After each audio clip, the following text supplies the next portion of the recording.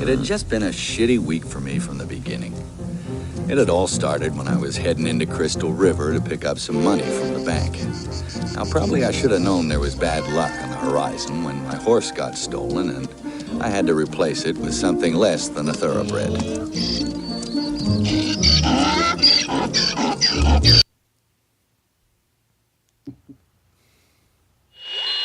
We interrupt this program to bring you a special report.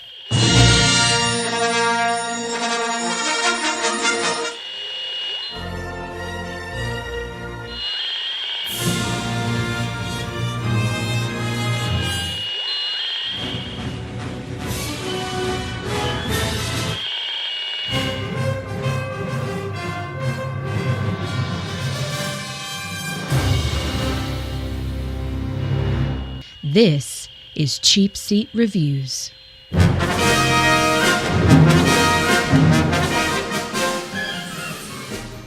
Hello, and thank you for listening to Cheap Seat Reviews, the podcast that explores the Hollywood film industry for the greater good. This is episode 80, and today we are talking about Maverick. I am Sean Ord, and joining me tonight is Chad. You poked me in the eye, Evans. Better than being a gutless ginger. Oh, Wow. I'm sorry about the ginger part. That was uncalled for. That was above the head. I can tell you. Below the belt. Yeah.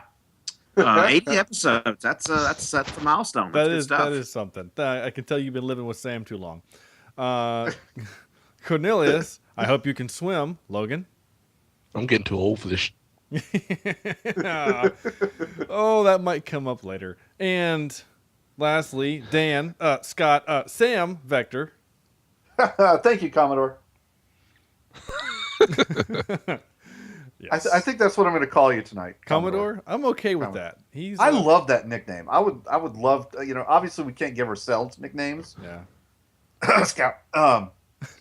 But Shots fired. Inside jokes to someone who's not here. But if I had a nickname I'd give myself, it would be Commodore. Yeah, Commodore. Has to be the best military-based nickname out there. It's one of them. I like Commodore. It's like, I don't know why that reminded me, Sam, of that episode of Big Bang Theory when Howard Wallace is about to go into to be an astronaut, and he wants them to call him Rocket Man.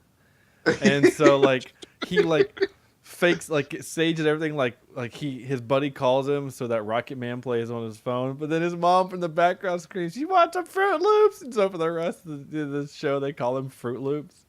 So I feel like that's the same thing. Like Sam's trying to find a way that we would all start calling him Commodore, and we all end up calling him something completely different by mistake. It's just funny. How about Jackass? That works too. Arthur. I'll answer to just about everything. Arthur the Jackass. Right. So pull up a comfy chair and let's dive into Maverick. Well, what is Maverick? Well, I will tell you once I find it on. Here it is. Maverick. Bret Maverick, needing money for a poker tournament, faces various comic mishaps and challenges, including a charming woman thief. Bert. That's right. A charming woman thief. Bart. Yeah, so, this is not 2000s. What is this movie? Wait, what? Maverick, 1994. 1994 is Maverick. So this will be our second Mel Gibson joint that we've seen, right? Let's see, Payback. And this one, right? We haven't done anything else. I thought That's we did Payback, Chad, by the way. Payback. Didn't we watch The Patriot? I saw that one. No, we've not seen The Patriot, though it feels like we should. Patriot Games, that's right. Chad watched The Patriot. Right. This is our first Richard Donner film, right? I don't think we've done any of his other films, though. We did do a couple Blitzens and at least one Rudolph. I feel like we should definitely do more Richard Donner films. In case you're wondering, who's Richard Donner? Well, he's the guy that did the first Superman. Oh, he did Timeline. So we have seen a Richard Donner film. That's right. Yep. He did all four of the Lethal Weapons. Hence the Hence he also did the Goonies. So we gotta give him some good. And I hear they're coming out with a sequel to Goonies, and that scares me. So many ways. I have heard that. Basically, Hollywood has completely run out of ideas. Completely. Mel Gibson and Jodie Foster star in this film. Chad, We do Yes. this. We do this every week, or at least every episode that you're on. You must start us, sir. I will start. Well, I knew when I woke up one morning, and my pappy always said, son, when you wake up, make sure you get out of bed. Good Wise advice. words my pappy had. That should have been your intro. Like, what is happening? That was funnier than you insulting me. No. It's No. Oh no, this insult was still No, pretty good. no, okay. Yeah. I remember watching this movie when it came out, and when the country music that was played was actually relevant. Right. And I was kind of like, I really liked it then. Looking back, I mean, there are kind of a couple moments that are like, ha ha ha, yeah. He paid the guys for him to beat him up, and it's all just a big scam, blah blah blah. And then the country music started, and I was like, no, the montage, if you will. Yeah. Okay. Okay. Oh, Yeah. oh, I was waiting for the sound effect, but that's Oh, okay. oh. Get to that later. Sorry, I was okay. You want it now? Here you go, right in your face. There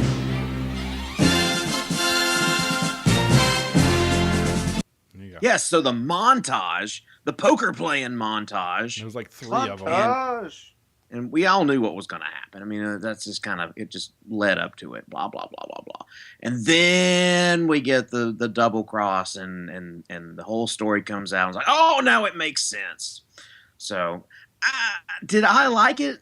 Yes and no. Yes, in that it was kind of nostalgic. I kind of, enjoyed it a little bit. But is it a good movie? Probably not. There's a lot of, I don't know. I liked it. It's going to be above a 5 for me. Oh, okay. Wow. Just go ahead and spoiler alert. Jeez. Come I on. didn't say what it was going to be. I just You gave just you a said range. you just said what it's not gonna be. Well, I mean, and? Oh, okay. I mean, I guess I'll that's smack not. you in the face with a shit-encrusted shovel. That's not. No. There's another spoiler. That's. I guess it's not necessarily a spoiler if you say Star Wars. It's not. Bad. Star Crash. It's not. It's not. You know what I'm saying? It's not necessarily a spoiler. Corny. I remember liking this a lot the first couple times I saw it. It was fun, it made me laugh. And damn it, if this podcast is kind of ruined that for me this time around. Don't you hate when that happens? Yeah. Well, I mean, I try to live off the nostalgia, and just wasn't ripe. They had its moments. It was infinitely better than Transformers: Age of Extinction, but I may not be watching this one again. Okay. Oh wow. All right. Sam. I haven't seen this one in a while. Probably saw it back in the '90s on VHS or something like that. Yeah. Renting from the movie rental store that you actually go to and go in and Ye old Blockbuster or ye old Blockbusters, Family Video or whatever. And yeah, I was trying to think of how to describe this movie to you guys because, in high school I actually dated women, and I know you guys don't have a whole lot of experience with that. Wow, what a jerk! So I was trying to compare. It's kind of like seeing an old flame again. I love this movie. I really love the twists and turns that it takes, even though you know what's coming. Of course, the first time you see this movie, you don't see the twists until it happens, and it's a heck of a lot of fun. From the racism of the Indians to the whole dynamic between to the racism against Mexicans. Yeah, the dynamic between Russell Crowe and Julia Dreyfus or whatever her name is. Wow. Okay. Not even remotely close. Okay.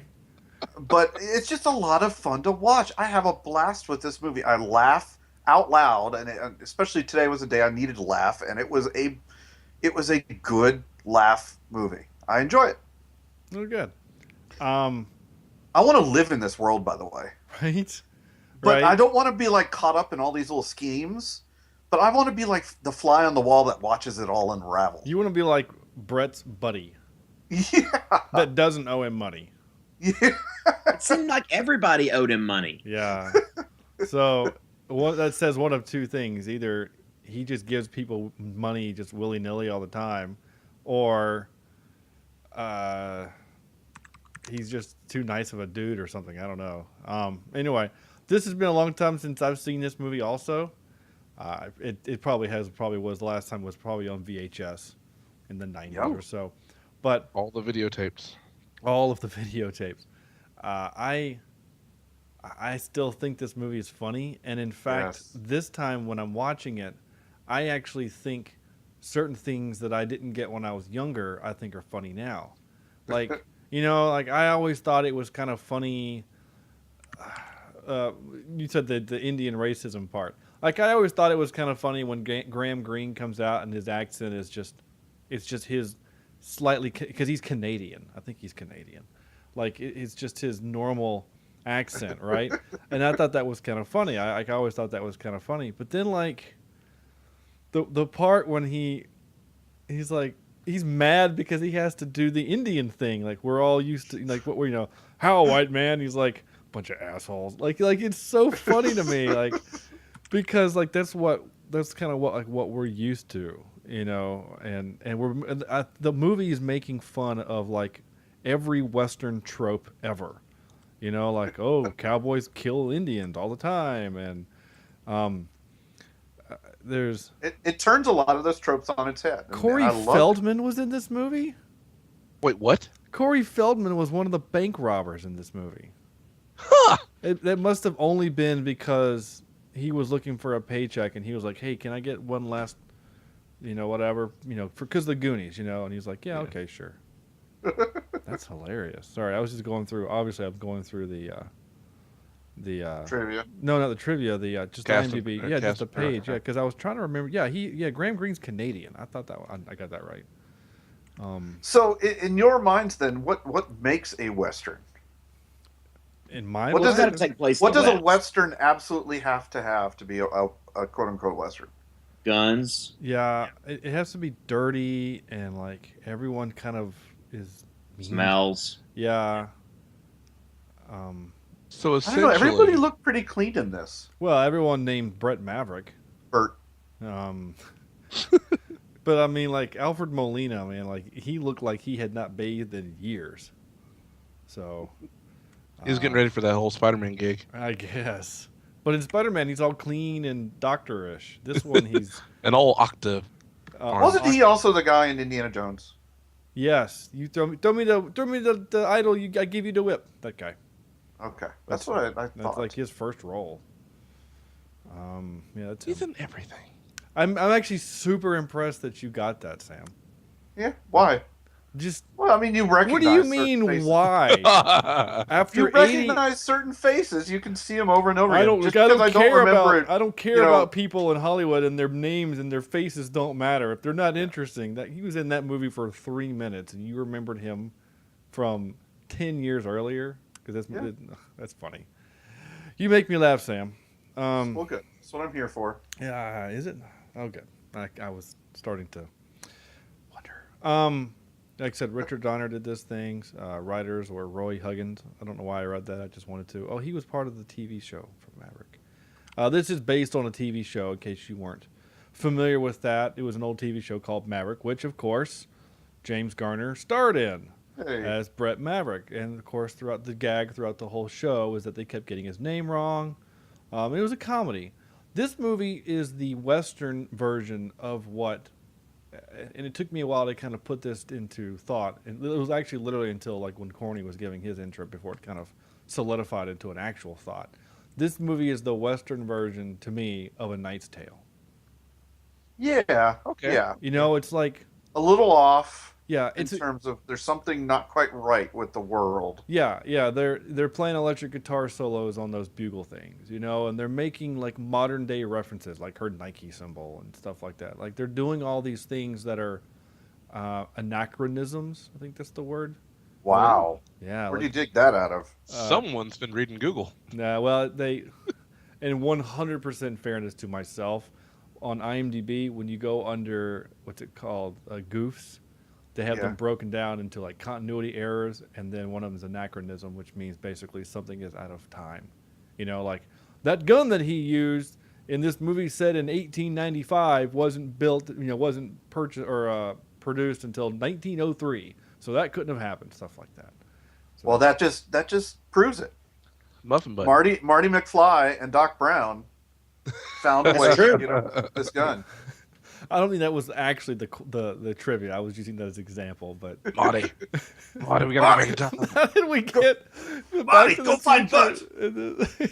Brett, It's Brett, Doc. It's Brett. Whatever. we need to make it tough, but there's no power. I will make power.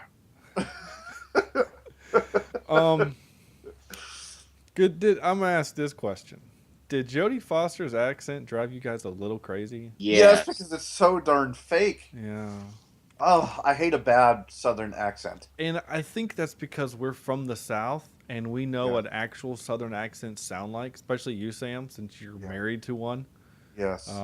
Just a Southern accent. Hold on, isn't she like from Kentucky? Who? Jodie Kimberly? Foster? Oh, No, Jodie Jodie Foster. Foster. I was like, Oh, Kimberly's from New Jersey. yeah, she's from Pennsylvania, isn't it? She was born in New Jersey. Was she? Yep. But grew up in Charleston, which somehow in the 4 years she was there, yeah, like just she ruined acclimated to the culture. really, really quickly.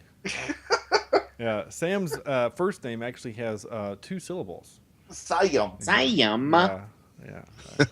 Our favorite in high school, his wife Kimberly and myself went to high school together, and our favorite one to pick on her was biology, which she would say biology, which was always hysterical. So, anyway.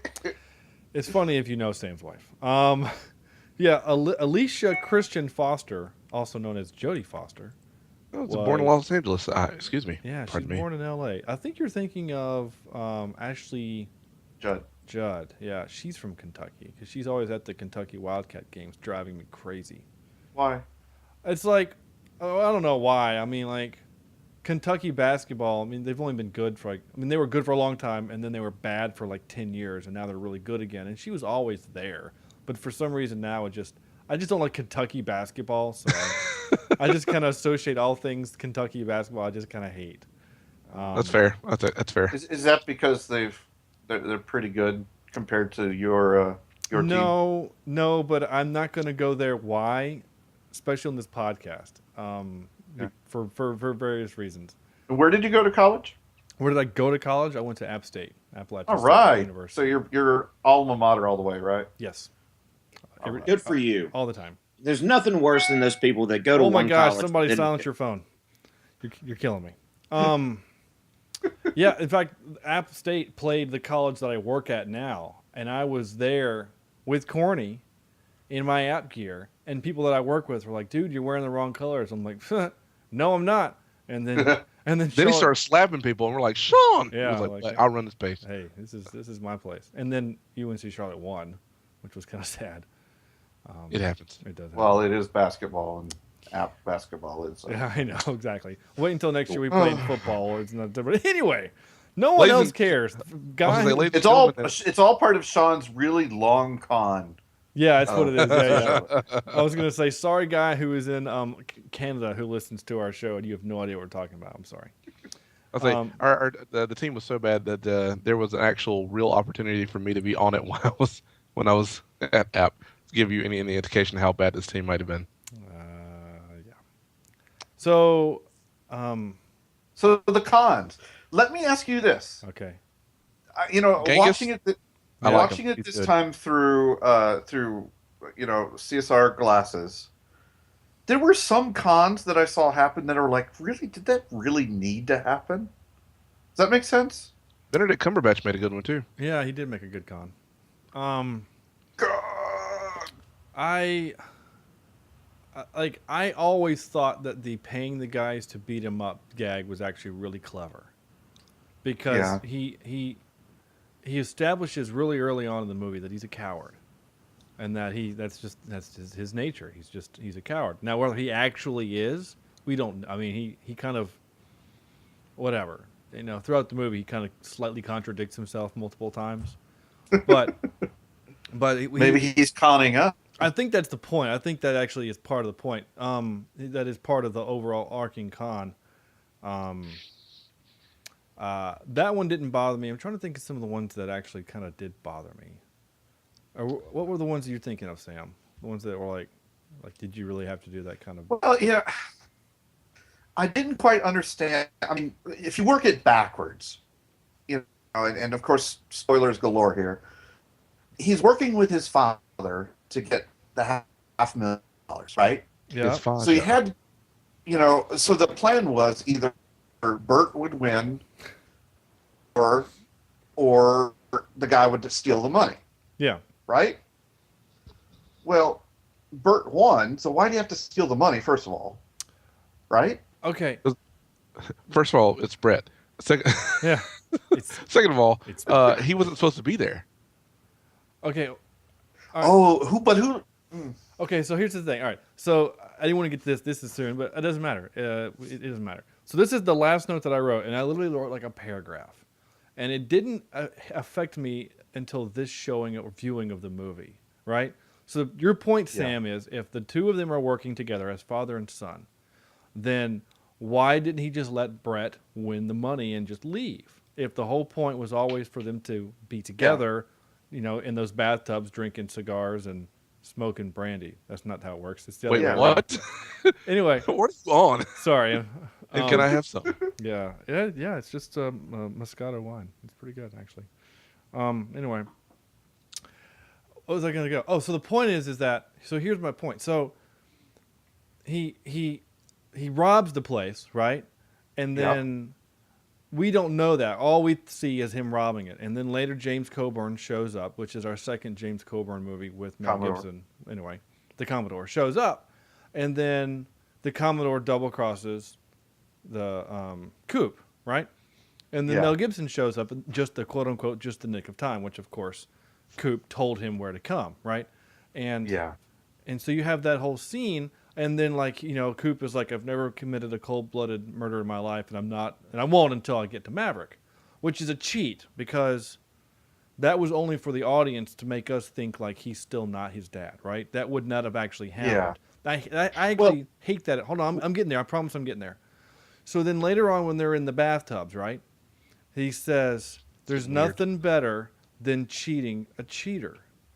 And he says that's one cheater who will never touch a deck of cards again. So was the whole point of him, quote unquote, fake stealing the money so that he could actually turn in the Commodore to the actual authorities and say, this guy conspired with me to steal the money. Now, the rightful owner of the money has taken possession of the money, and he tried to kill me as well as he actually was part of the whatever, so I'm turning him into the authorities, so I'm scot-free. Was that the point? I don't know. Think That's so. what I'm trying I to don't think so. I think it was. I think that the point of that was, you know, the Commodore was still conscious at this point. It's like, I'm not going to kill you. I'm going to kill Maverick, to kind of give the illusion that they're not related. Not the Commodore. To the Commodore. Cooper. Yeah, Cooper was telling the Commodore, I'm going to kill Maverick, essentially. Right. And then the Commodore passes out, and then that's the end of it. So his secret is safe. That's how I took it too, Chad. I took it as, I see what you mean. He is kind of covering for the fact that they're still going to be seen in public as two different, you know, not being related and all that sort of mess. Okay, I see. So that way he won't go after Mel Gibson to get to Coop. Okay, I actually buy that part. All right, so then I'll erase that part. But still the overall point. Am I still kind of accurate in that overall, the idea that, because I mean, he throws away a 30-year career for $500,000. Like, that doesn't seem right. Like, that doesn't seem like, that seems out of, again, if the whole point was to end up with the money, which he was going to do anyway if his son wins, then Why did he still steal the Right. Still steal the money? Yeah. Right, that's the thing. Well, because Maverick was never supposed to be there. But he was. No. I mean, Alfred Molina is supposed to stop him. Right, but he was there, and they can't do anything because he's there. So you can't act on killing him. You can't act on getting rid of him. He gets locked in the room. Hopefully, doesn't show any forfeits. They're going to steal the money regardless of what happens. Well, the Commodore is either going to win and then take it, or whoever else wins, he's going to do what he did. I mean, he says that in the movie. Yeah. But I guess, so my problem is with that then is that Alfred Molina, Angel is his name, right? He's paid by the Commodore to keep Maverick out of the game, right? Mm-hmm. And Coop is aware of that. Well, no, he's made aware of that at the end. He wasn't made. Yeah. He didn't know that throughout the whole movie. Yeah, he mentioned something along the lines of, I didn't know you had what's his face too. Right. So he's also being, so we got that thing happening. But I guess my point is that if ultimately Coop was always going to just turn in the Commodore, then why doesn't he just? I mean, because now Alfred Angel is dead, so the Commodore doesn't have any muscle. Like, why doesn't he just give the money to Maverick, and then he turns his gun on the Commodore and says, "You're under arrest for trying to rig the game," or something like that. Like, I don't know. It seemed like a really long way just to have another flip, so that we have that moment where he sticks his gun at Maverick and he's like, something, and then they end up joining each other in the bath or whatever, and then they look at each other's dicks, which was really weird. But by the way, every time you say join each other in a bath, it just gets more weirder awkward. And weird. Yeah. In the bath. Isn't there a song? Didn't Andrew sing a song about Yes, Andrew sang that song. In the bath. He walked out on stage with like a shower cap and a rubber ducky. And a rubber ducky. Where was this? This was in college. No. This was his was it his No, this was and on well he did it, I think it's part of his recital, or a recital at least. And then he definitely did it for performance seminar. Yeah, performance seminar, yeah. This is a friend of ours that we all went to college with, that Corny and Chad you didn't live with him, but Corny lived with. Yes, I did. And he went to high school with me. And he sung a song, and it's called "In the Bath." And he literally came out, what you said, in a shower cap, in a rubber ducky. This is like a 6'2", 240-pound dude singing "In the Bath." It was hysterical. We all loved it. It was great. And because Andrew, he's always he's a natural performer anyway. So the ending is still kind of. So I don't. I mean, it still doesn't mean it's a bad. I mean, it's not a bad movie. No, it's not. It's just it's missing a certain, I don't know, resolution in my mind. Je ne sais quoi. I think what it is that it's trying to be too clever, and I mean, if we're having to have this deep of a conversation about the ending, then they did something wrong. Yeah, well, they did play it wrong. Like some people have like deep conversations about the ending of Inception. Did the top fall or did it not? Did he ever actually wake up? Because they have, like people have these, but that the point of that movie is to leave you guessing. Yeah. I don't think the point of this movie was to do that. You know what I'm saying? Those were two totally different movies. But I do find it interesting, Sam, that this is one of the first times that I think you and I are pretty much on the same page about a movie. It's like Team Alter. Team Alter versus Team the Devil. Logvins. Evgan. What? Are you having a stroke? What the hell? I don't know. Or it's What's going on? It's actually the C's versus the S's. That's actually kind of funny. Because you guys didn't really like the movie, and Sam and I did. I just think it's funny. I liked it. Oh, you just said it wasn't a very good movie. It's just not a very good movie. I guess I really can't disagree with all that with you there. I will say this: I captured a lot of clips. Yay! Because last week we only had 2, and that was sad. But this week I have a bunch. And I will play one now because I have nothing to think of right now to say. Lord, whatever I've done to piss you off, if you could just get me out of this and somehow let me know what it was, I promise I'll rectify the situation. It's a good prayer. Whatever I've done to piss you off. I like that. Did you guys notice when you went into town that there was Asians running a laundromat? I'm like, is that a racist joke?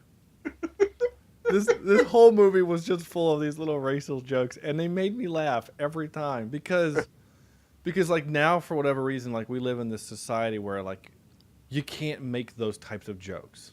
Yeah. You know, without someone getting offended. And it kind of sucks right now because try making Blazing Saddles nowadays. Oh, you couldn't. There's no way. Especially in the last 3 years. There's no way that movie could get made. I don't think I was thinking about it the other day. Even another Mel Brooks, the producers. Mm-hmm. I read something online the other day where they were trying to shut him down on Broadway because of the content. Yeah, because of the Nazis and things. Yeah, it just blows my mind. Speaking of Nazis, you guys see that tweet by Kurt Schilling? He's a baseball player. He tweets out this little graphic that says that like 7% of all Muslims are extreme only, and then it says like 7% of all Germans were Nazis or something like that. Like, it's a cheap little meme, but basically the point of the meme, like the way it reads, is that like he's comparing the Muslims to Nazis, and so that tweet got pulled. Like regular Muslims? Yeah, like just like all Muslims, like a small percentage of Muslims, you know, or whatever, and then a small percentage of Germans were Nazis or something like that. And so it's like, wait a minute. Anyway, I saw a meme comparing Donald Trump to Hitler. I've seen many of those. But this is not a political podcast. No, it is not. It's just I actually am a little scared that Donald Trump thing might have more steam than we think or hope. Again, I'm not trying to force my political views on anything or anyone. I just think that the notion of that man could be in charge of the country, it's just a little terrifying. But this is why we have the Electoral College. Yeah. No, that's still scary. Yeah. I mean, there's also scary, though, that the number 3 guy in the country, like number 3, is a guy named D's Nuts. I saw that, too. That just cracks me up. That is real. It's a 15-year-old kid who's done a grassroots write-in campaign. He's sitting at 9%, and his name is D's Nuts. I mean, wouldn't you, though? I mean, someone calls up, and you see these names. Yeah. I would Who'd you certainly vote for? vote Hillary, for Trump, nuts. or D's Nuts? I'm like, oh, that's hysterical. I just wanted... It's just funny just hearing, like, these old white guys on, like, Fox News and CNN saying, D's Nuts is third. It's just hysterical. It reminds me of when we were in the fraternity and we'd be voting in alumni secretary, and we'd always nominate some kind of crazy chicken or a faculty member that had no clue, and they'd get so darn close to winning because nobody cared. That's hysterical. Oh my god. Such is life. Yep. All right. I'd vote for Commodore, though. The Commodore. Yeah. What about someone named the Captain? The Captain? Yeah, he's from How I Met Your Mother. Yes, he is. Yeah, you call him boats. Yeah, exactly.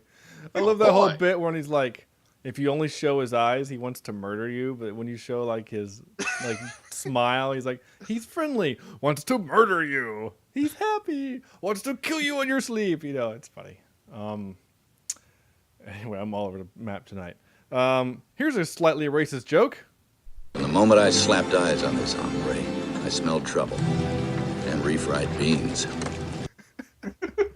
Is it racist? Maybe it was the truth. I know, but stereotypes are there because most of them are true. That's terrible. Slightly true-ish. Oh, Funny. Lord. but true. I'm not gonna travel there with you, pal. But I'll say this: if the guy had walked in was as white as Mel Gibson and he says the joke, it's not funny. It's funny because he's a Mexican, like, you know what I'm saying? Spaniard. Well, what? Spaniard. Is he Spaniard? No, They make reference to the Spaniard. I think. Oh yeah, they do. Or was that Gladiator? Well, they do call him the Spaniard. They mentioned the Spaniard, yeah. They do say they call him the Spaniard. Yeah, he does say it because he doesn't call him Angel. And he's like, the Commodore has a Paracon, the Spaniard has such and such, and I don't have a clue what. You're right, they do call him the Spaniard, but it's. I don't think he's from Spain. He looks like he's from Mexico. Though Alfred Molina himself is. He has that like interesting distinction of just being generic European, so he can play whatever he wants. You know what I'm talking about? Very like, true. Very true. Oh, he's English. He's just English. So like, you want him to be Mexican? Fine, we just give him a little spray tan. You want him to be German? He can do that too. Like if you're foreign, you can play anything. Like we're just, you know what I'm saying? Like Bing Kingsley, you can play an Indian, like native, like a you know, Indian from India, Indian, and Gandhi, or you could be whatever. You know, it's just anyway. Because he played a Muslim in that. What was that movie? Corny, the video game, Santa Time, Prince of Persia. Yes. Yeah, he was a Persian, I guess. What do you have against Persians? Nothing. They make great rugs. That was actually a little racist. I'm sorry. That was. You know, it's funny. It was actually not funny, haha. But like the four of us, I think, all went and saw the movie 300, right, together. Yes. Yeah. And I remember after that movie came out, like the country of Iran, like and Saudi, like Iran, like got all angry and they're like, "This movie is anti, you know, whatever." And they're like, "Wait, this is history. This is what happened." Sort of. I mean, very, very, very, very, very Hollywoodized. But the Persians did invade the Greeks, you know, and there was a big battle. Like that was real. But it was just funny because they kept calling them in the movie, they kept calling them Persians, and no one knows now that the Persians are in fact Saudi Arabia and Iran and that territory. Like people don't know that now. So anyway, the more you know. I thought this was hilarious. Now, it's time for you to do a little something that I want. How dare you? I'm a lady, not in a million years. Not if you were 100 years old, not if I was 100 years old, not 100 years old. I don't want to go to bed with you, lady. Why not? Why not? Why not? I'd be too frightened. Oh, what if I dozed off? God knows what parts of me you'd steal. I'd wake up with all sorts of things missing. I don't know if that's a Lorena Bobbit like reference, but it was still funny. Was it? So when does this movie come out? 94. I mean, it's right around that time. I'm thinking, yeah. Let's find out. Sam, Chad, you get the Lorena Bobbit reference, right? Go whack. All right, Chad gets it. Sam? Oh, yeah. Okay, yeah. okay. If you don't know, listener, if you don't know what we're talking about, like you're too young or just you don't know what that is, basically a wife got really yes, mad. tell us about this. Yeah, well, a wife got really. What is this? Are you gonna let me tell the story or not? What? Oh, a We wife. want to cut you short. Ah, yeah. She cut off his wiener. There it is. Cut your junk off. She cut your junk off. That's right. Oh, wow, a that was a banana. really sharp comment you made. I know. Yeah, cuts to the core. Oof. Oh, that one actually kind of hurt a little bit. Slice the tension with a knife. Apparently this thing happened in 1993. So Yeah, Hey. I think it's still relevant enough. I think that's partly what it's for. I think that's so good job there. I like how he says that whole thing with Johnny Harden at the poker table, and he's like, "I want to be a gambler. Do you want to or a gunfighter?" Apparently, that was an actual profession because I was looking up some stuff about that. That was an actual thing. Like, he would literally just travel around and challenge people and then kill them and then take their money. Oh, wow. And somehow that was okay. You know? It was okay if you didn't shoot It's the Old first. West. Yeah, it's the Old West. It's just if you don't shoot first. I was in self-defense as I stood here 90 paces from him at 6 o'clock on the dot, and someone said draw. Like, what? But yeah, it's the Old West. You know, it was. Where the hell is it? Oh, you know, because it was. It was a different time. So there you go. It's true. Thanks for clearing that up, Chad. Yeah. Hey, no problem. We do what we can. I can tell. It's so funny that you should. Definitely tell you're on a different mic tonight. That's okay. What? Paying people to get beat? Oh yeah, I thought that was funny. Oh, the Lethal Weapon reference. Well, Yes. Here it is. I laugh. I'm getting too old for this shit. I love it. So now I love it how they, you know, when he was actually robbing the bank, Yeah. and they like look at each other. And it's like, what? Do I know you? Do I know you? No. Yeah, Wait, do I know you?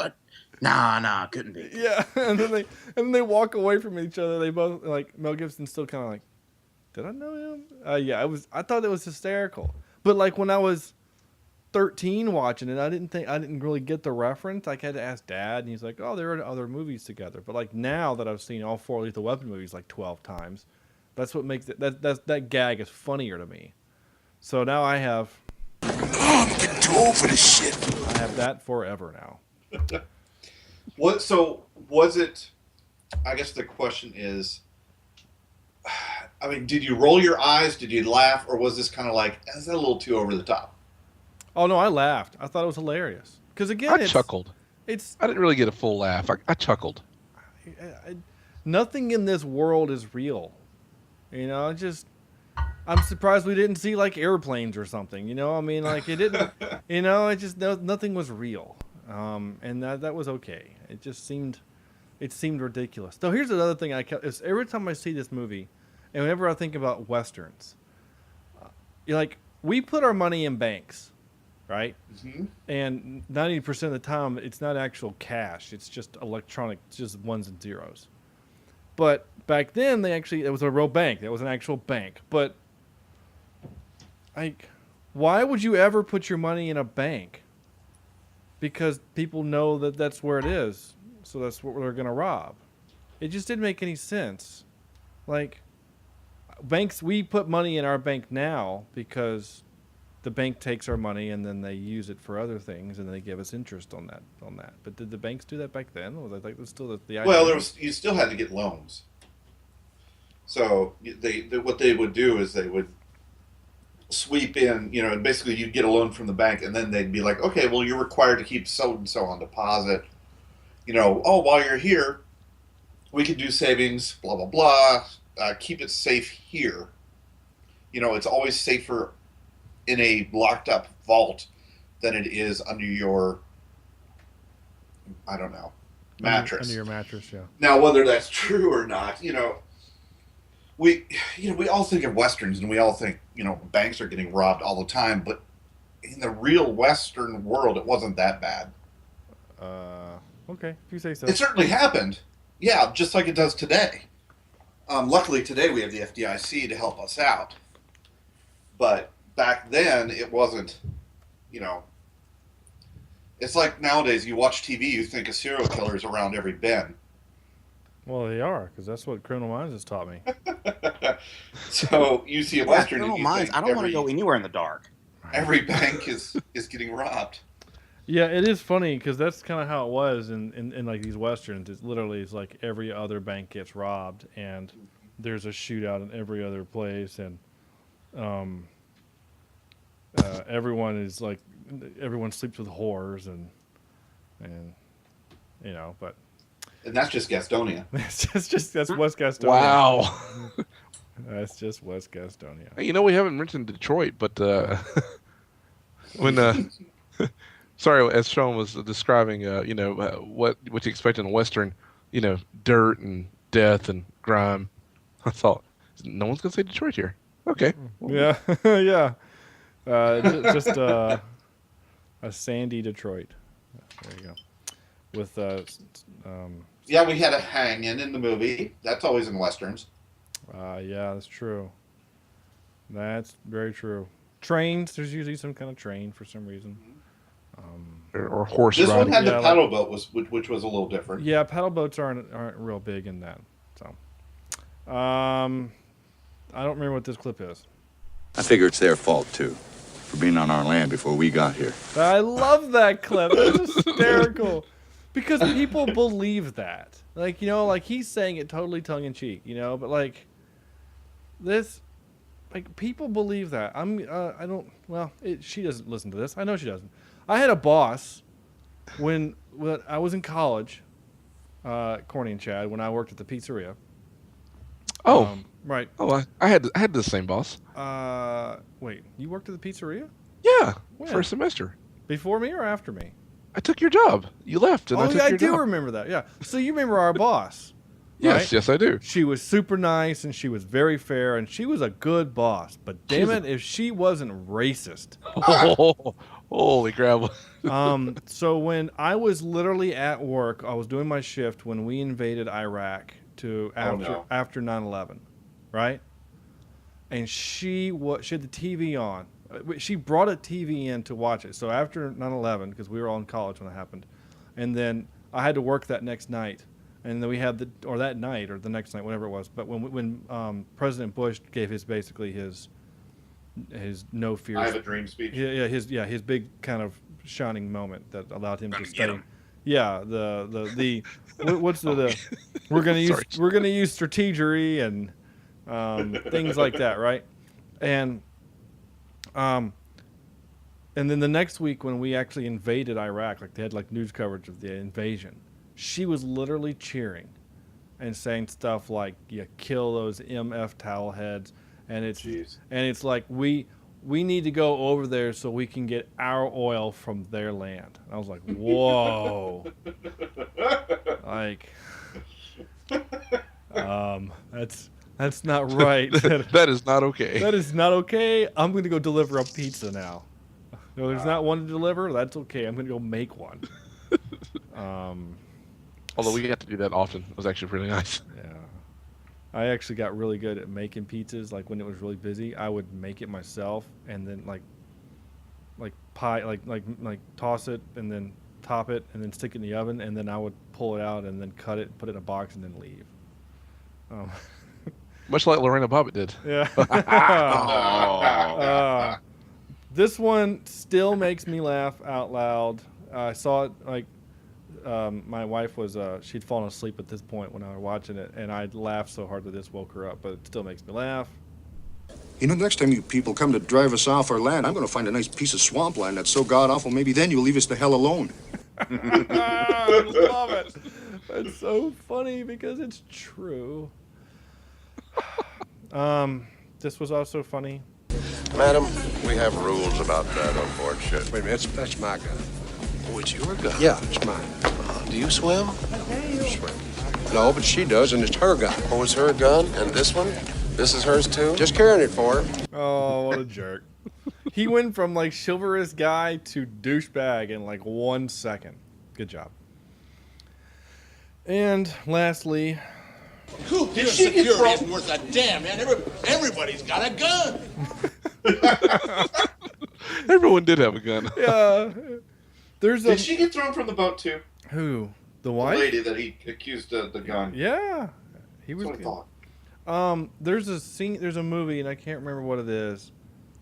Even if I was more awake, I still don't think I could remember what it was. But basically, there's a scene where like a bad guy pulls out like one of those little derringers on the wrist, actuator thing, right? And then someone else does it, and like 7 other people do it. And like, because they're like all playing cards, and everyone pulls this gun out, right? And he's like, "We get it. You all have derringers. No one cares." And then they all like let go, and it folds back into their arm. Anyway, that was the best story I've ever heard. Halfway through it, I realized that this story is not going to end well, and I'm going to get a Bobo moment for this. I knew it.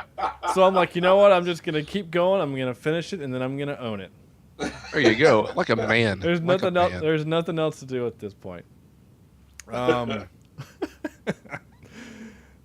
crap! I just have it. I don't know if you guys noticed. For some reason, it like stuck at me like a sore thumb. Like the big Russian dude was the guy that played Bluto in the Popeye movie with Robin Williams. I don't know why I thought of that, but it did. I never saw that movie. I heard it was really dumb. It is.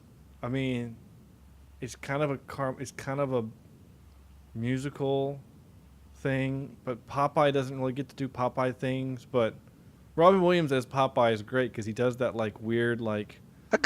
Well, not just that, but he does that mumbling thing. Oh, you. And she's like, "What kind of a name is Sweet Pea? What kind of a name is Olive Oil? And you got baby oil, and then you're gonna have like he does that weird thing that only Robin Williams can do. It's worth watching. I think it was streaming on Netflix for a while. I don't want to watch it for this podcast, but And was this movie Maverick? Was this one of the first times we've been racist towards Russians? No. I'm sure we've we make fun of them all the time, especially when we watch The Shadow Recruit. It's like, oh, we're in Russia, it's cold, and we have to play this music all the time, and that's actually the music from Hunt for October. But it's the same thing, It's like they all look alike. Yeah, they're all cold and angry. Europeans? No, just Russians. But they're still. I watched this really cool video on like the death toll of like World War II, and they put it like in a graph. Stalingrad. Well, not just Stalingrad, but they put like a graph, like they actually. Oh yeah, with the actual every person that died. Oh my gosh, it's like more people died in the Battle of Stalingrad between the Germans and the Russians than have died in any war since, or something like that. Holy poop! Mm-hmm. It's crazy. Yeah, it's amazing. Like we look back as Americans and go, man, we lost. I think Americans, it was like 300,000 troops died, or 400,000. They lost like, I think the Russians themselves lost like 2.8 million troops. It's insane, that amount of that number, 2.8 million. The fact that they had that big enough army, and they had all this other stuff. It was actually really, really interesting. But I like more Americans died in the D-Day invasion than in the 12 years that we've been in Iraq. And just like when you put it into perspective, it's just like, oh wow, well, okay. But anyway, I'm really all over the place tonight. I apologize. Or maybe it makes the show better. I don't know. I did think it was funny when he said, "Oh, it's okay. He's dying." When the Graham Greene was like telling the Russian to go shoot Mel Gibson. He's like, "Oh, it's okay. He's very old. He smoked too much tobacco." Like, wait, they wouldn't have known that was a thing back then. I mean, back then it was like, "Oh, you got a cough? Here's a cigarette." Yeah. You've got typhoid pneumonia, here's some tobacco, rub it on it, so I just like saying typhoid pneumonia, by the way. Anyway, that's kind of it, really. That's all I have to say about that. Cheaters get tossed, that was kind of funny too. And we did have like 3 poker montages, but I'm not going to play it again. Instead, I'm going to play none of these because it won't fit. Stupid effing book. My mouse is literally over that right now. I can sense it now. Yeah, I'm not gonna play it. Tropes. I only wrote the flashback intro trope. Like we see a thing and then we have to flash back to how do we get to this part. That's a trope. And then as the music builds in the montage, as the poker playing gets more intense, I guess. And then dog guilt was another one that I wrote. You remember, when Margaret Mary and Mary Margaret are like, we're $3,000 short now, and then Mel Gibson looks around and everyone's giving the guilt trip. Even the dog is giving him a guilt trip, and I thought that was pretty funny. And so I think that maybe it's a trope, maybe not. I don't know. Did you guys notice that Margaret Mary, whichever one of the ones was, the one that had the wedding dress, that's Margot Kidder?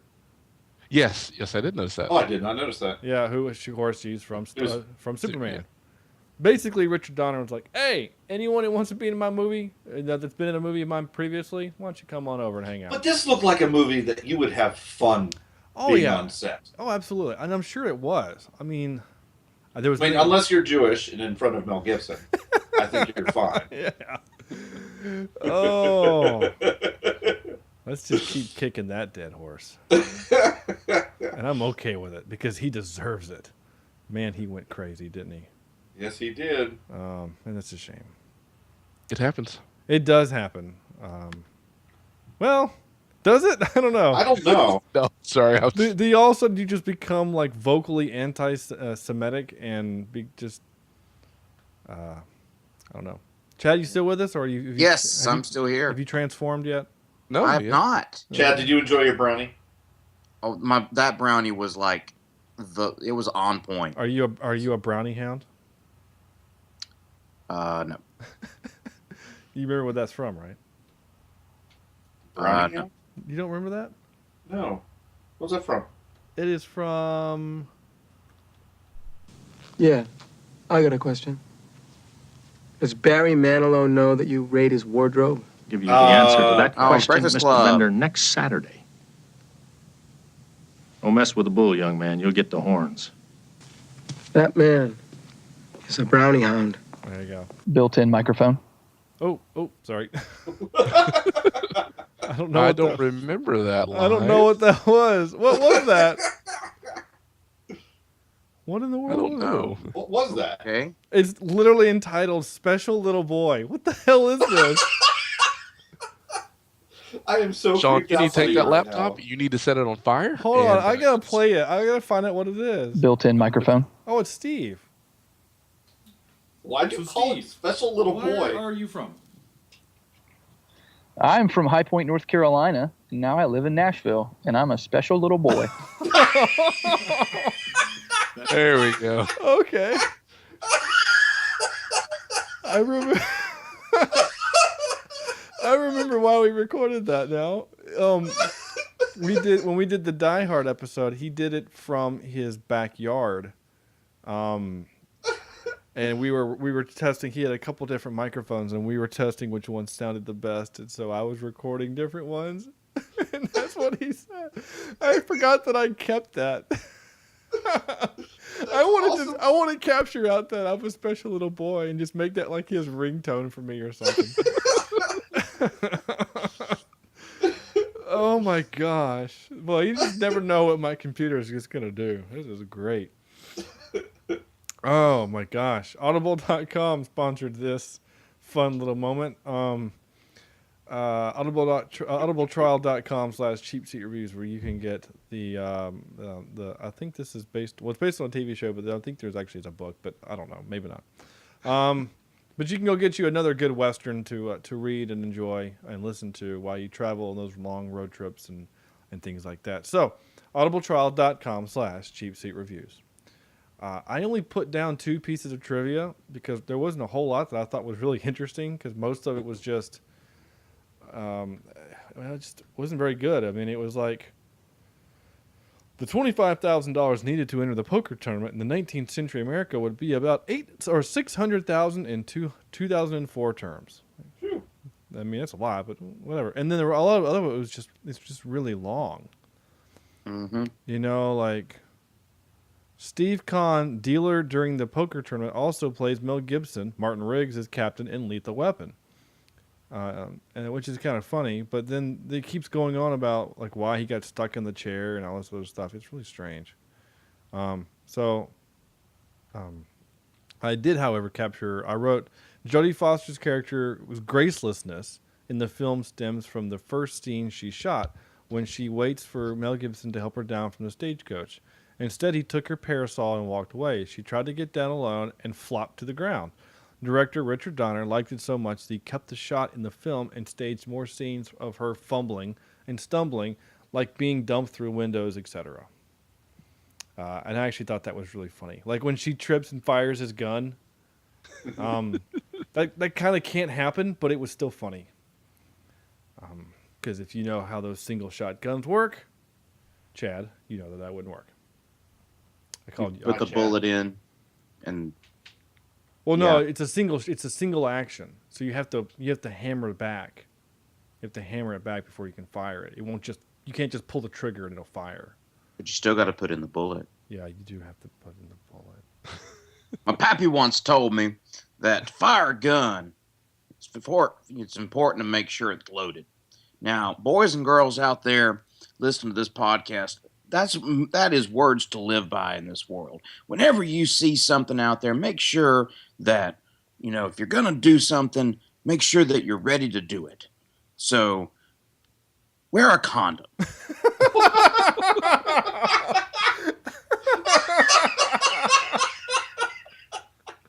Okay, the three of you have had something tonight and have not shared with me. Oh my god! Where did that come from? I don't know. Oh. Is there some kind of correlation between a loaded gun and a condom or something? I don't know. That was. I'm pretty sure there is actually. Oh my. Well, god. my pappy did say if you can't keep it zipped, keep it covered. That's right. Yeah, he did. No glove, no love, Chad. Just remember. It's true. Wrap it before you tap it. My old boss. That's enough of that. Yeah, our old boss, Corny, told me that. The one at the local theme park, not Pizzeria Lady. Although she probably could have. Yeah, maybe, I don't know. The initials of the stagecoach line in the movies are GMC, which continued the use of GMC trucks in the Richard Donner, Mel Gibson Lethal Weapon series. GMC trucks have been driven by Gibson's character in every Lethal Weapon movie. I gave this soundtrack grade a WF for Western fun. Now, I'm not talking about the music, the country music that Chad's talking about. I'm talking about the actual score. I thought the score was really good. The country music I didn't care about. I don't really like country music, but Chad, you were more attuned to that type of thing, and you weren't really a fan either, were you? No, I just grew up hearing it, all the freaking time. Right. So I knew what it was, and I could place that music in a definite time period. So The 90s, honestly, that music really took me out of it really took me out of the time frame of the movie. Mm-hmm. No, yeah, well, I'll agree to that too. That's a thing that I have issues with a lot of movies that are supposed to be serious movies that do that put recorded professional music, whatever the term, not professional music, but like contemporary. Yeah, into a movie. Batman? Yes, that was the biggest thing that drives me crazy is putting Prince in Batman. Like, that is the single worst thing that they could have done to Batman because. I'm sorry, Batman and Robin is the single worst thing they could have done to Batman. Okay, yeah, but that movie was doomed to fail from the begin with. You could have had Aerosmith and Sting and whatever you wanted in the soundtrack. It was still going to be a piece of shit. But the first Batman was really, really good. There were some other little tiny moments, which we'll get into real soon, because it's coming up in a few weeks or soon. But the whole Prince thing not ruined, but it dates the movie, you know. Yeah. If it other than the kind of quality of the cameras and the hairstyles, that movie doesn't necessarily have to be 1989. But then you put freaking Prince in it, and it's 1989. He might as well be singing that song, Party Like It's 1989 or something like that. That was his, right? 1999. I know it was 99 was the actual song, but that was the far-reaching joke I was going for. Yes, but I just wanted to make sure that was in fact him who sang that. It was in fact him. I didn't want to have another Central Africa moment. Good luck. What? With the Central Africa. What about Central Africa? I was saying I didn't want to have another moment where this guy did this thing and it wasn't him. Like I said, for Central Africa doesn't exist. That's the point I'm trying to get at. Anyway. I'm with you, Sean. It's never funny when you have to explain it. What the hell was I saying? Oh, anyway, but in this movie, Chad, you grew up with that music, so it drove you crazy. I didn't, so I didn't really care. And it doesn't bother me that it's in this movie because, again, we've established that this movie is not real. You know, if you would have put Garth Brooks in the new True Grit, I would have lost my mind. I would have been pissed. You know what I'm saying? Is that fair? Yeah. Because True Grit's real. You know what I'm saying? It's a real. You know, it doesn't bother me that Queen is being played in A Knight's Tale. I don't know why a League of Their Own almost came out of my mouth. In A Knight's Tale, Because, nice going, Sam. Because I know, right? Because we established really early on in the movie, mainly with that song, what this movie is. This movie isn't real. Like, this isn't a historical documentary type thing. Like, this is a farce. This is a comedy, and you're here for a fun ride. Anyway, what did we learn? I learned that Richard Donner is very incestuous. There you go. Not incestuous. That's not the word. What's the word? What is? I'm a little scared. Not actually, incestuous. Well, Hollywood, I kind of think Hollywood's kind of incestuous in that way. But what's the word when like you only hire your family? Is that nepotism? Nepotism. Yeah. So it'd be nepotistic? Yeah, he's very nepotistic. Nepotistic. Look at us pulling out big words tonight. That's great. I feel like we're all getting ready to take the SATs or something. Bart. There you go. Time for our top 3.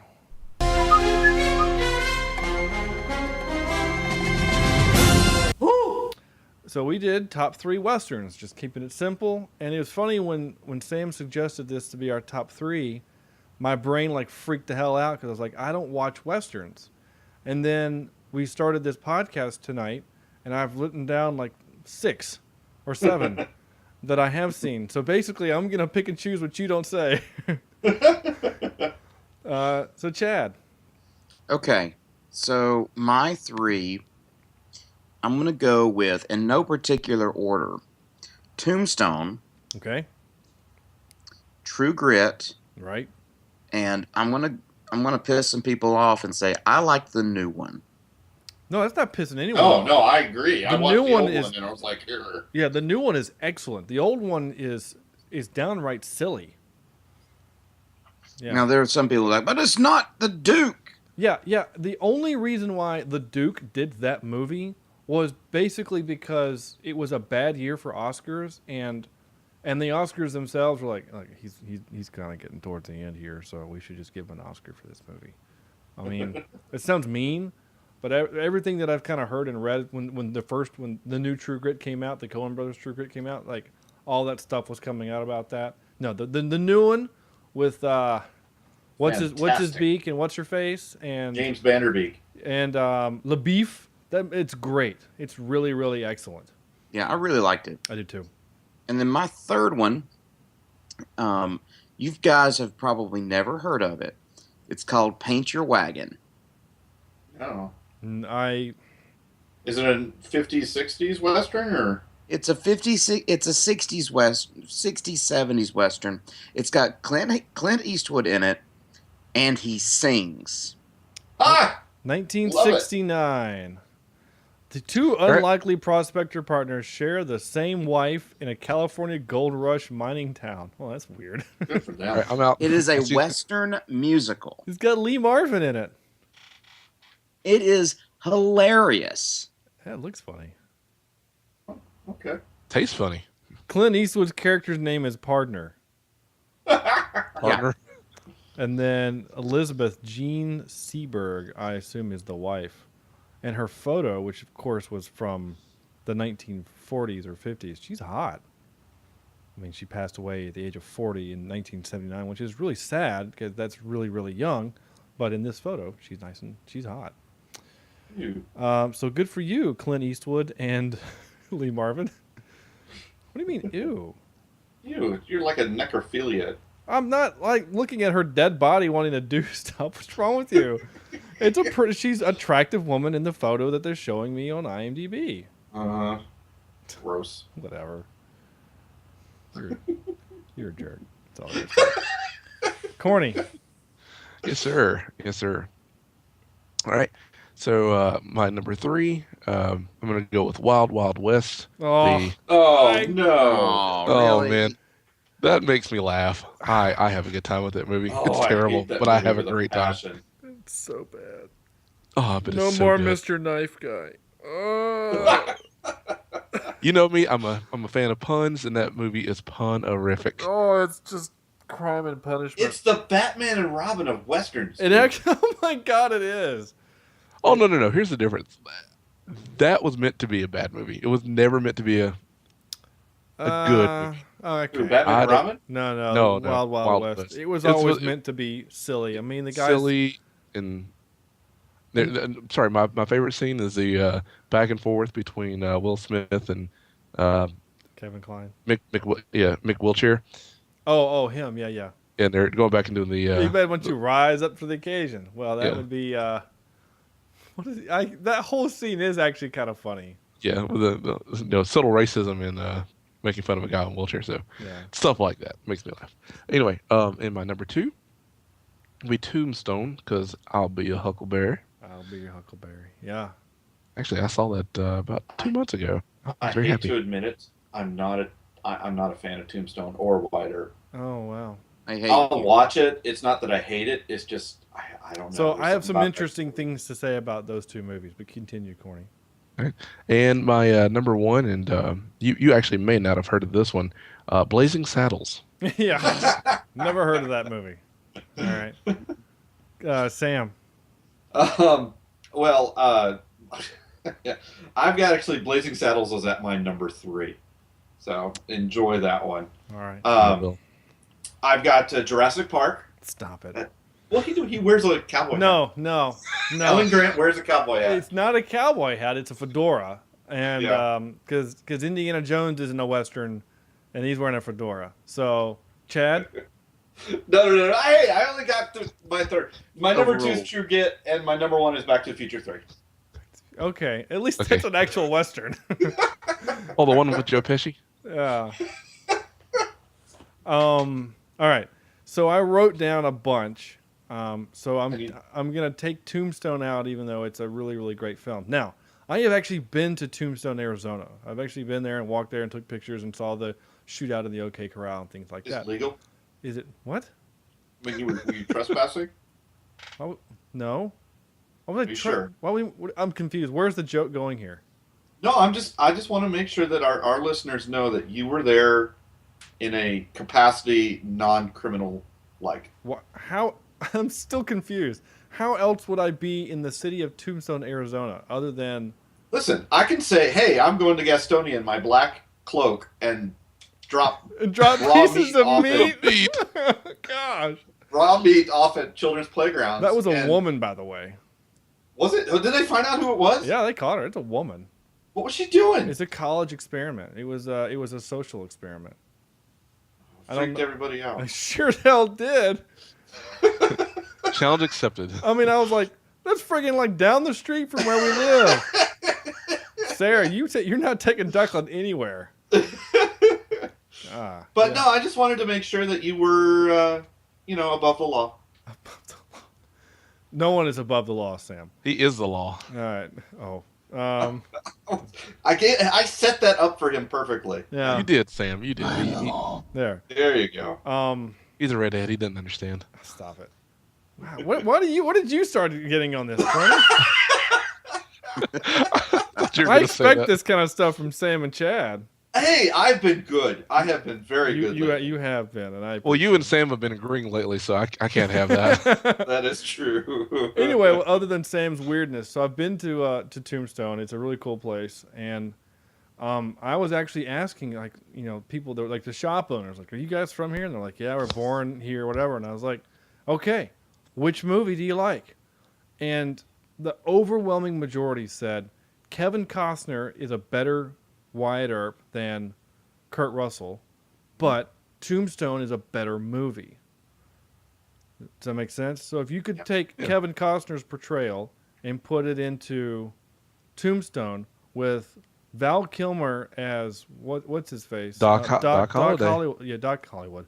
Doc Holiday. Holliday. Yeah, that's a different Doc. Marty. Well, no, Doc. Well, yeah. Stop shaking. Yeah.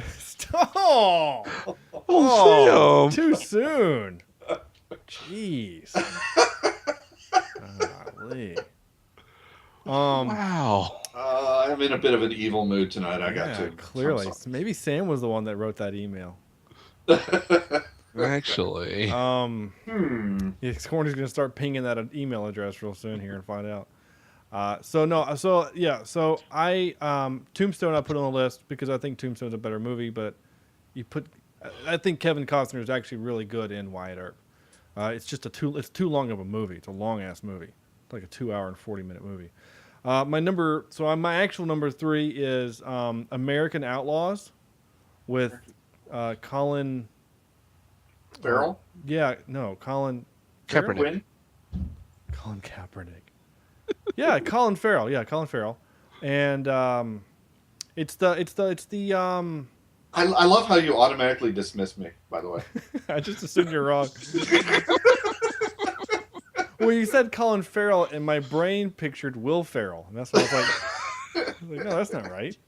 But it's about it's the famous Jesse James outlaw. It's about that. It's a pretty good movie. It's got Ali Larter in it too, and she's hot.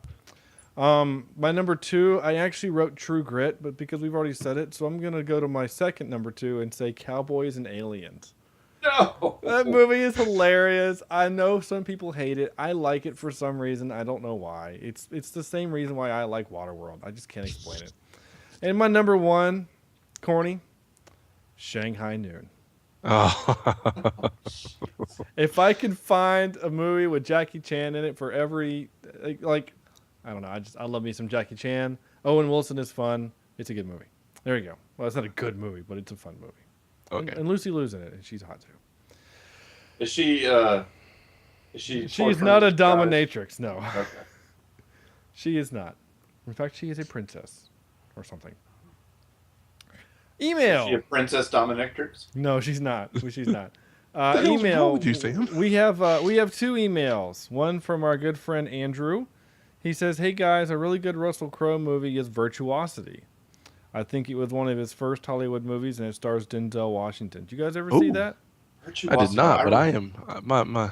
Yeah, I remember the name, but I don't remember the movie. Basically, they create like this computer program, right?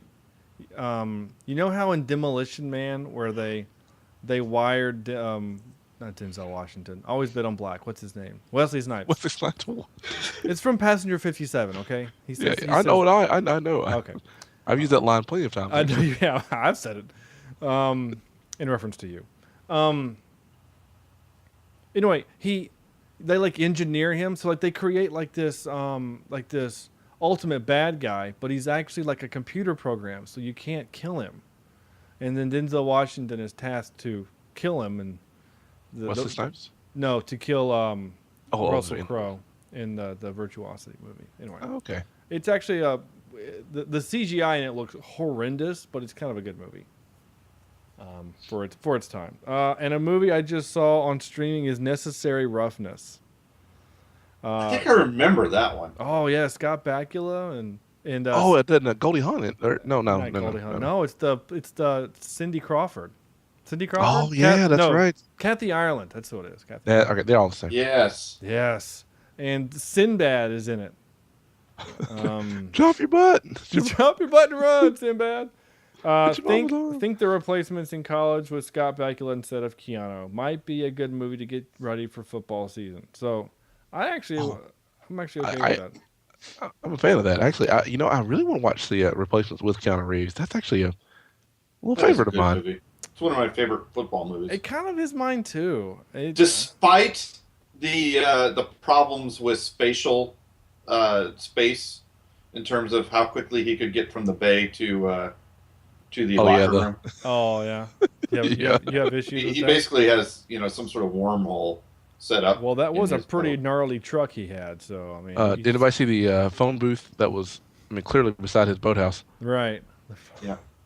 Well, he is Neo. He can fly. I mean, we've already seen that he true. can. So let's. Okay. Are they streaming? Do we know? I don't know. I'm looking for. They're not. The Replacements isn't. No, The Replacements is not.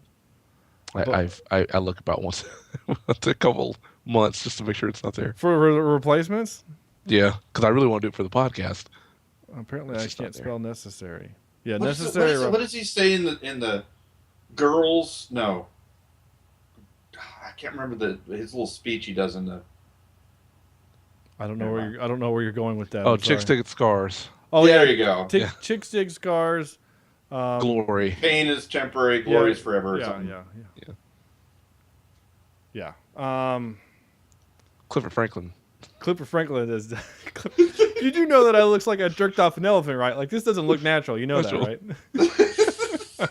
And Orlando Jones was never seen or heard from again. Oh no, he was in the TV show that Sarah and I watched called The Show. What was it called? Shoot. I don't think it was called Shoot. No, it was actually Sleepy Hollow. Oh, okay. Yeah, he's the police chief in Sleepy Hollow. He's a chief? Yeah. He's a flying dog. He's kind of an old dude now. I mean, in the Replacements, that was 2000. You know, so Oh yeah. 15 years later, so he's looking 40. He's got a little gray.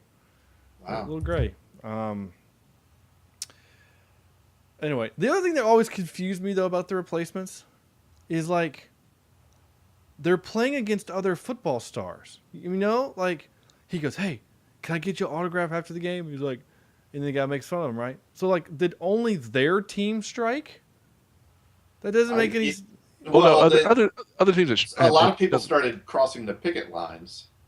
Is that kind of like the quarterback when he came back? Right. So is that what we're saying? Is that like the Washington Nationals, the Washington whatever they were called, the Washington whatever they were, Generals? The Generals, yeah.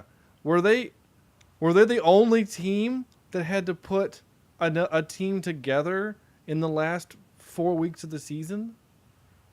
You know what I'm saying? Like, because they look like they were playing against other NFL players.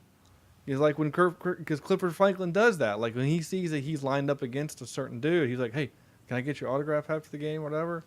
And he's you like, got it, scab. Yeah, that's what he says. Yeah, exactly. He says that, and he's like, "Okay, cool, thanks, man." So I was And always he body slams him. Yeah, immediately. just ruins him.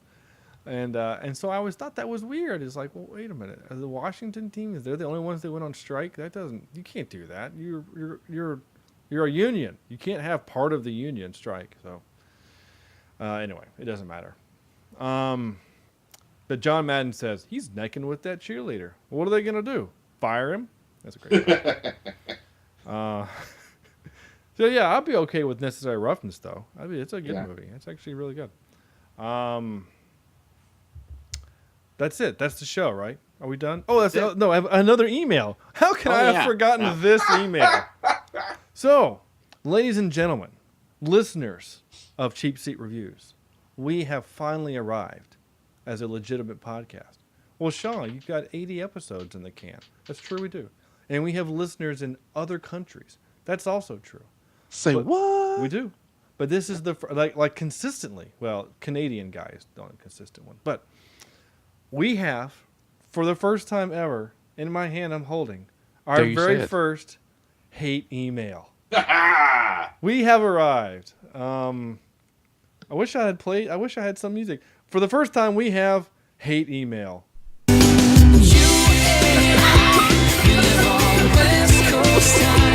Okay, that's all I had. Nice. Oh, I love it. And while this guy was writing this hateful email, I was eating pie. And that's what happened. So anyway, what kind of pie was it? Well, his name is Peach State. Well, that's his email handle, Peach State, which is weird.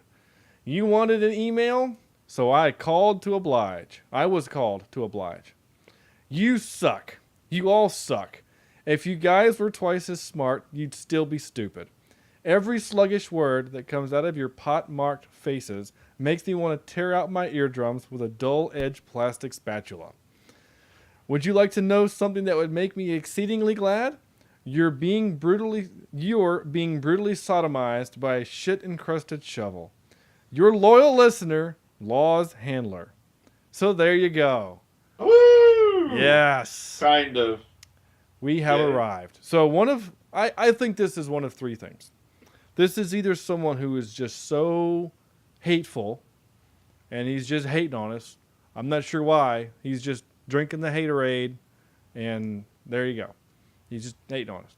Two, someone's just trolling us.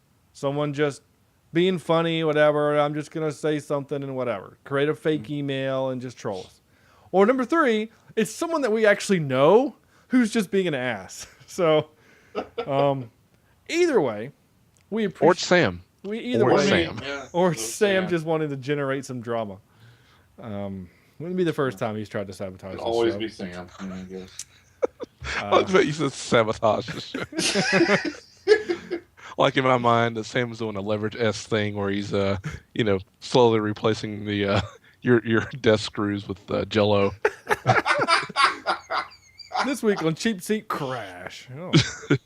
I guess and all you hear is right. Damon Hardison. Yeah. Good times. Well, yeah, go watch it. Thank you to. So what it comes down to is we say thank you for your emails. We really appreciate your emails. Yes. And We will read apparently everything and anything on this. Absolutely. I mean, if and this is how I look at it. If he took the time to write that, I'm assuming it's a he. Usually females don't use that kind of language, but maybe not. So whoever they are, have you ever been to Jersey? No. Well, actually, I have. I have. My wife has family there. Whoops. Sorry, sir. So yes, and yes, Corny, they do talk like that. But what was I going to say? I don't remember. Oh, the point I was trying to say is that he took the time to write that, so he wants to make sure that he got read on air. So thank you, listener. I know you're out there. What's coming up next? Next week is Enemy at the Gates. Woohoo! I've not seen that one yet. Speaking of Stalingrad, I didn't even really mean to do that. I forgot that was what we were coming up next. But yeah, Enemy at the Gates is coming up next. It's the Jude, I Am the Law, and Ed has no Harris. And Ed Harris? Yeah, he's Ed Harris. Isn't he the guy that was on The Office? No, that was Ed Helms. Oh, Ed Helms. Okay. Yeah. I was about to say he's a comedian. No, That Ed doesn't Harris. sound right. Yeah, Ed Harris, the bad guy from the second National Treasure movie. What else has Ed Harris been in? He's been in a bunch of stuff. The Rock. Wasn't he in The Rock? He was, yeah. He was the general in The Rock, yeah. Wait, Sam is getting people in movies now? What the hell's going on? Some people I like. Yeah, just only some. All right, so there you go. We Enemy at the Gates is that, and then we've got coming up on the list. We've got some other stuff. Batman. We've got Mortal Kombat, which, by the way, this will be the 20th anniversary of Mortal Kombat. Woo-hoo. Don't we feel old? Yeah, so does the TV, or so does the movie. Hot Fuzz. We also got coming up, and I think right now we have our October list. Okay. Do we want to unveil it now or wait? Should we wait? Go ahead and whip it out. You want to go ahead and just whip this Yeah, thing whip it out. All right. So coming up for the month of October, for our kind of scary type movies, the first one was recommended by AOL Jeff, Fantastic Fear of Everything. Okay. The second one, which was recommended to us by Andrew Jemison and one of his students, was Zombievers. Oh, God. I've been told that it's actually quite fun. Number 3, as requested by Jen, our female listener, Jen, Saw. I've seen it. That's pretty good. It's actually pretty good. I actually have never seen it. I think you'll like it. I think you'll see that it's not quite what you think the Saw, Well, my brother-in-law saw it, watched it, and he's like, dude, you have to watch it because it's not just, it's more of a psychological thriller than just people getting limbs cut off. Yeah. And then I'm kind of confused by what happened here, and apparently I either couldn't make up my mind, because I have 2 movies slated next to each other. What are they? Give me a second, and I'm going to see if... Okay, so they're both streaming. So the last one I'm not going to tell you what it is, because the 4 of us need to make a decision. And we're going to do that off. We'll talk about it next week. We'll tell you folks next week. Yes, we will. So, but... I'm sorry. We'll tell you, singular, next week, what it'll be. Yeah. Right. Whatever Sam just said. But next week is Enemy at the Gates.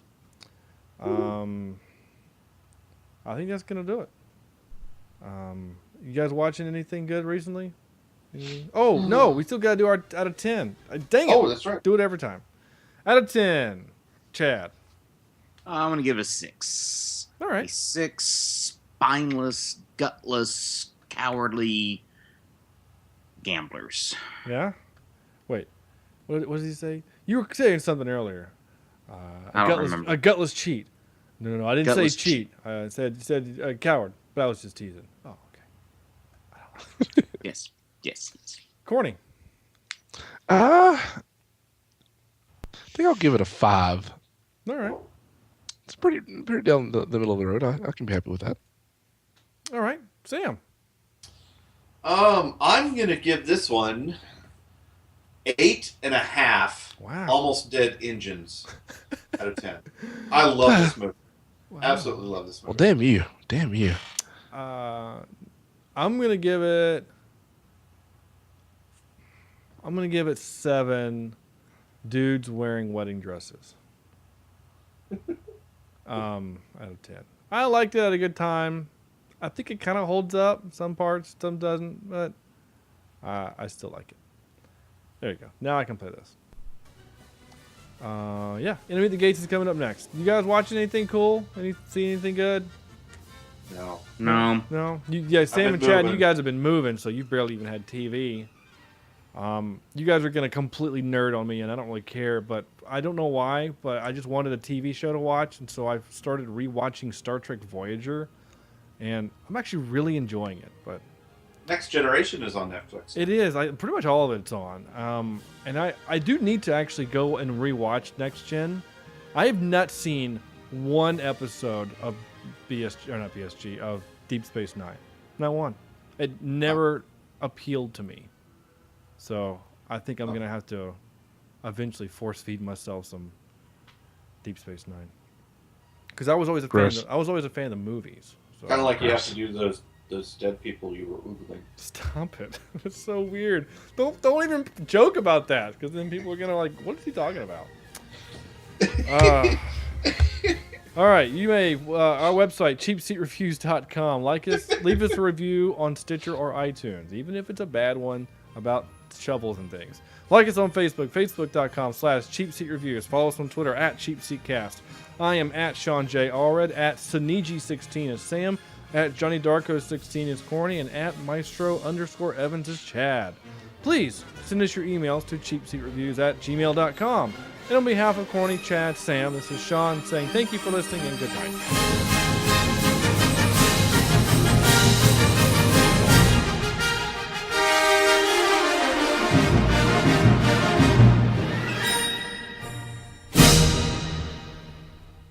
And I'm a special little boy.